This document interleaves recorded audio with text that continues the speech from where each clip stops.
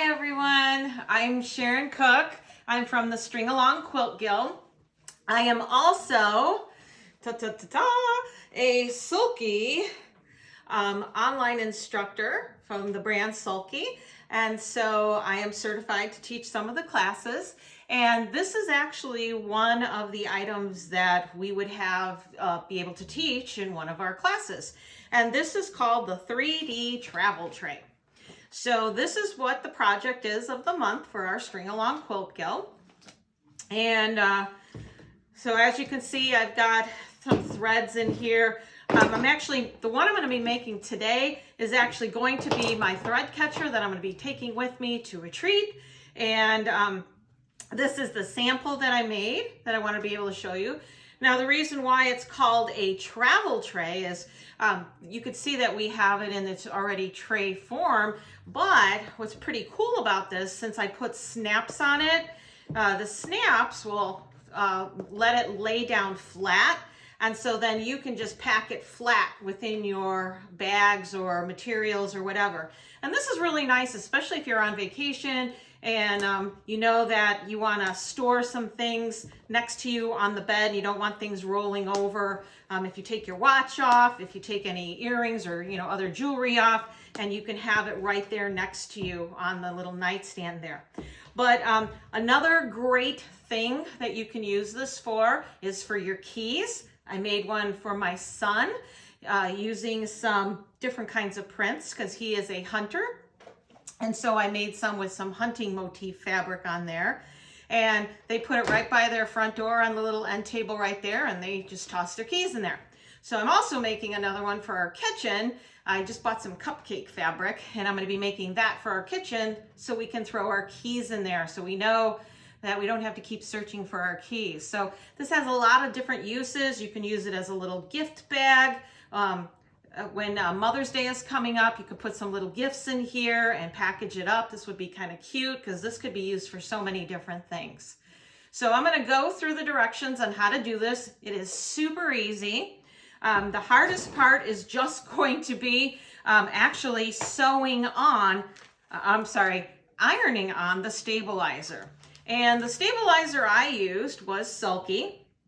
This is called Fuse and Stitch.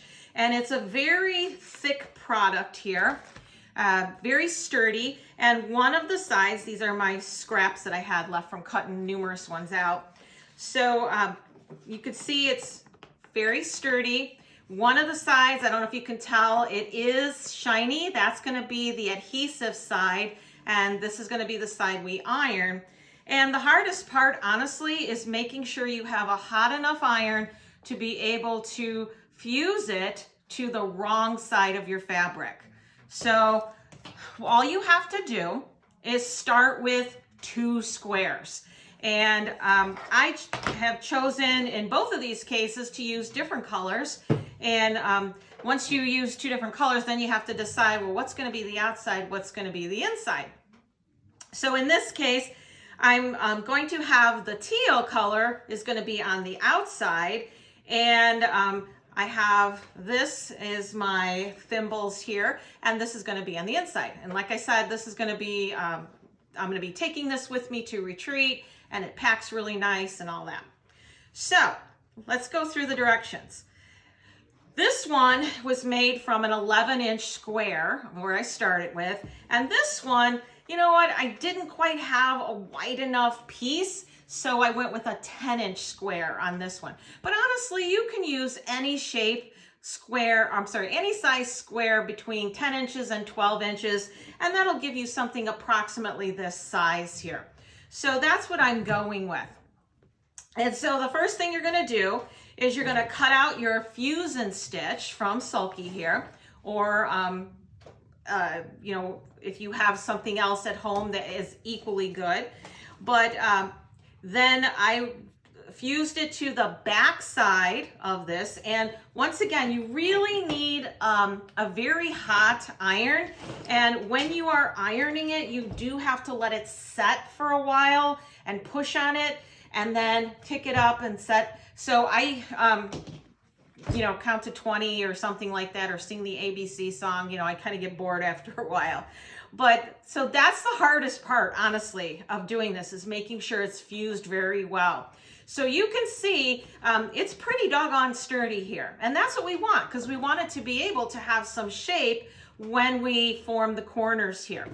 So the next thing we're going to do is we want to add some stitching to this, or some quilting to this.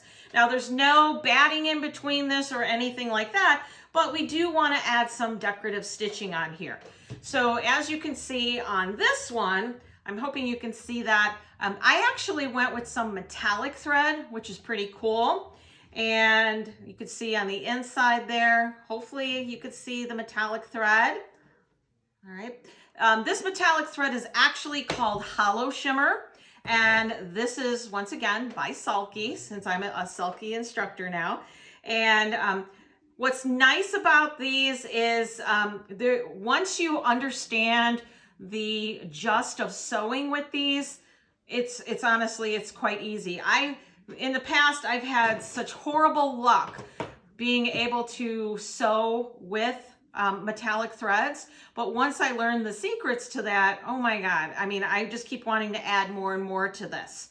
So one of the secrets is if you have one of those mounts for the thread, you can have it where it is sideways here. So some of us have it, not this one right here where it's sideways, but you want it perpendicular in the opposite direction to where the sewing machine is. So you want it to form that T there, okay? And this helps it come off the roll much easier. Another thing that it's absolutely a must is you have to have the right size needle. Oh my God, what a difference this made when I started using the metallic thread and had the right size needle. So in this particular case, this is this actually says metallic needles, and this is a 9014, and it has a bigger eye on it, which allows the thread, which is slightly wider, to be able to go through there. And oh my gosh, it makes such a difference. Another thing, I can't believe I didn't know about this for a long time, something called Sewer's Aid. Holy mackerels, this is great. You need to get some of this. I think I got this at Joann Fabrics, and this is basically a lubricant. And when you're using metallic threads, sometimes when it's getting fed through the system of your sewing machine here, it gets a little warm, it gets a little tight, and it kind of pulls, but you just literally will put a drop where some of the very hot spots are. So I usually put a drop right here where it's initially starting to feed through, and then I put a drop by the eye of the needle to help it feed through much easier. And then I just pull a short length of it out, and what a difference that makes. And you can use this with any threads that are out there, but I didn't know about this for years. Like I said, I just found out about this product. It is awesome. So that's something else to use here. So what I did is I wanted to make a quilting motif on here, and you can use some of your decorative stitches. You don't have to use the hollow shimmer or the metallic threads here. You can use some variegated threads. In this case, these are the blendables. And Sulky makes these blendables, and they are randomly dyed, which is pretty cool, between 2 and 5 inches. And so you can use something like that. And actually, that's what I'm using. So I'm using a teal and green version of that. So I like to do my grids for the quilting or the decorative stitches here on the diagonal. And to me, it's a little bit easier to do it that way. And so I just literally used a friction pen and my ruler, and I started out from corner to corner. And then I didn't need a lot of decorative stitching in here. I just kind of wanted a touch of that. And so I went every 2 inches, I measured, drew a line, another 2 inches, drew a line. And on both sides, then I turned it the other way, did the same thing. And so then it was real easy to just follow along the line. Now I'm trying to see which ones I missed here. So you can use your decorative stitches. I highly recommend you try them. I just wanted to make the sample up kind of quick today, so I was just going with a traditional straight stitch here, and I'm just following the line. It's telling me where to go. Okay, remember I used a friction pen. Okay, what else? What other one am I missing? This one here. Okay, and what's nice about this is it's going to have multiple colors in this.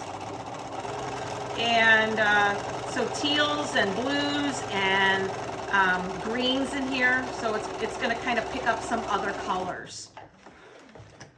Alrighty, so I left the lines on there so that you can see these are the lines that I actually drew using the friction pen. All right, so you can see the lines I sewed on them. I'm going to take my iron now and get rid of those lines here. And then what's going to be left is just that variegated thread. So it just adds a little extra dimension. And like I said, hopefully you can see this one was nice and sparkly.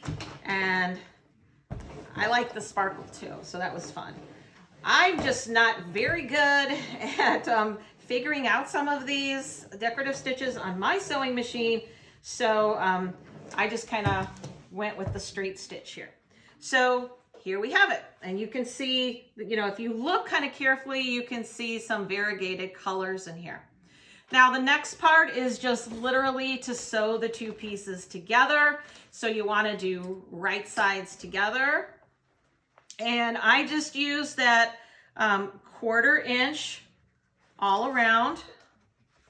Okay, except you do want to leave an opening so that you'll be able to turn this. See, so go. I'm gonna sew this around. I'm just kind of holding it in place. It's very sturdy, so it's really not wiggling around too much. And so I'm sewing my 1/4 inch all the way around.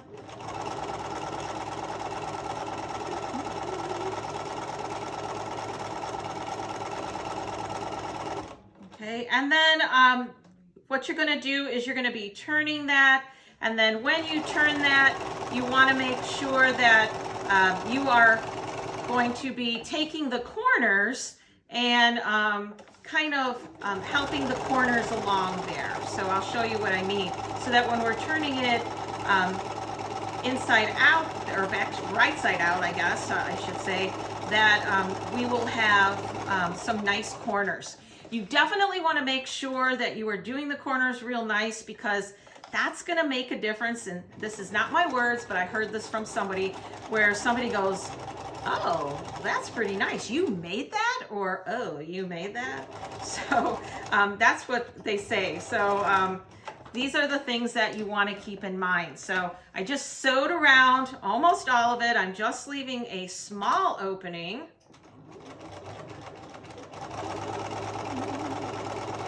And then I'm going to just turn it right side out. Okay. But before I turn it right side out, I'm going to snip those edges there. So you can see I have the little corner here. I just have to be careful I don't nip the actual threads. But this is going to help reduce some of the bulk that's in those corners there. And so that when you turn it back right side out, it's really going to make a difference there. Okay, so 1, 2, 3, 4 corners. Come on. Okay, so let's turn this back. So I put it where it's just, I could just barely get my hand in there. It is a little stiff, so it's kind of like turning a paper envelope inside out. You know, it's kind of got the stiffness like that. And so you want to work it. It's going to take, you know, take some patience here to turn this inside out. But once you start getting it through, it goes through pretty easy. Get some of the threads out of the way here. And then what you're going to do is once you get this turned inside out, or right side out, I keep saying that, then what we're going to do is we're going to finger press all the seams all around the edges there. And then I'm going to make sure that everything looks right after I finger pressed everything. And then I'm going to take the iron to it so that I have a nice crisp edge on that. So like I said, this does take a little patience while you're turning it inside out. And we're almost there. Okay, once you get it kind of started, then the rest kind of comes pretty easy. So I have my handy dandy chopstick to start pushing this along here. It's a little bit easier when I use that. Remember, you don't want to go anywhere with a sharp point. You want to have a blunt point so you don't have anything poke through the fabric there. Okay, so what you're going to do is you're going to wind up turning this all inside out. And then after you finger press it, you are going to iron it. And then what you're going to do is you're going to put a very thin stitch along the edge. And that's going to help seal in that hole that we left, that opening from when we had to turn it inside out, which is right here. And then you're pretty much just about done at that point. Okay, so I think you understand this part of it. So let me just at least get the corners mostly pushed out here. Okay, and what I like to do is to take the chopstick and then just kind of run it along the seam here. It really does help, and especially if you're working it like that with your fingers. And since this is kind of stiff, it really helps to put the stitches right where you need them to be, and it's nice and even like that. So I just kind of run that chopstick along the edge there. Okay, so obviously this is a little crinkled, and so I'm going to tuck these edges in like this, tuck these in, and make sure that everything looks nice and flat. You're going to iron it, do a very tight decorative stitch, and I usually do it, I'm sorry, not a decorative stitch, but just a running stitch around the edge. I did it about 1/8 of an inch in, and in this case, you can see I did use the a different kind of thread. I used the variegated thread here, and I wanted it to kind of blend in. I didn't want it to, the edges to pop out. And then on the back, this was like a black and gray, and I used a black thread here because I wanted it to just be just not noticeable, but it does make such a difference when you finish it with that. Then what you can do is you can come to the corners and you can put your snaps in. If you don't want to put snaps in, if you want to keep this permanently in this shape, what I would suggest is get a piece of paper for the corner. So if you have a piece of paper such as this, then you want to measure over like 1.5 inches and 1/2 inch down, go down 1.5 inches and 1/2 inch over, and draw and put a dot on your paper where that is. And then I'd actually put a hole through that, so that you're gonna even it up with every single corner. And when you put that dot in there, remember, 1.5 over, 1/2 inch down, 1.5, 1/2 inch over, okay?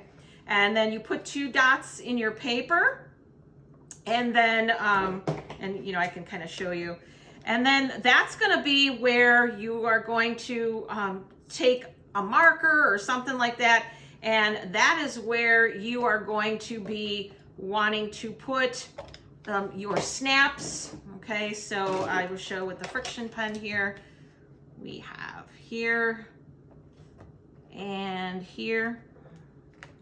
Okay, so I went over and down, then down and over. And then you can make a hole in that and both of those dots, and then that's gonna even it up, and so every little corner will be exact. So then you can just stitch it if you want, just put a couple stitches in and out, and that's gonna hold it. I actually played around with snaps for the first time. I got this, it's called Snap Setter, and this is by the Snap Source. This was really easy to use. They have all kinds of things that you can either order online, or I know Joann Fabrics or craft stores, something like that, has snaps, or you might even have snaps at your house that you might want to use. But I chose some decorative snaps that they were all kind of the colors that went with the inside here, just because I thought that they were pretty cool. So this is our project of the month. Like I said, this is our 3D travel tray. This one's gonna be just a hint smaller because I only used a 10-inch square, but I would finish this up the same way. So put my paper on here, and after this is all evened up, mark off where my points are, you know, use my little friction pen or a regular pen or pencil, and then that's where I would put it together and run the stitch through that, or I would put a snap in that place. Okay, so if you have any questions, feel free to email me. My email is in the membership list. Once again, my name is Sharon Cook, or I'm Sharon K.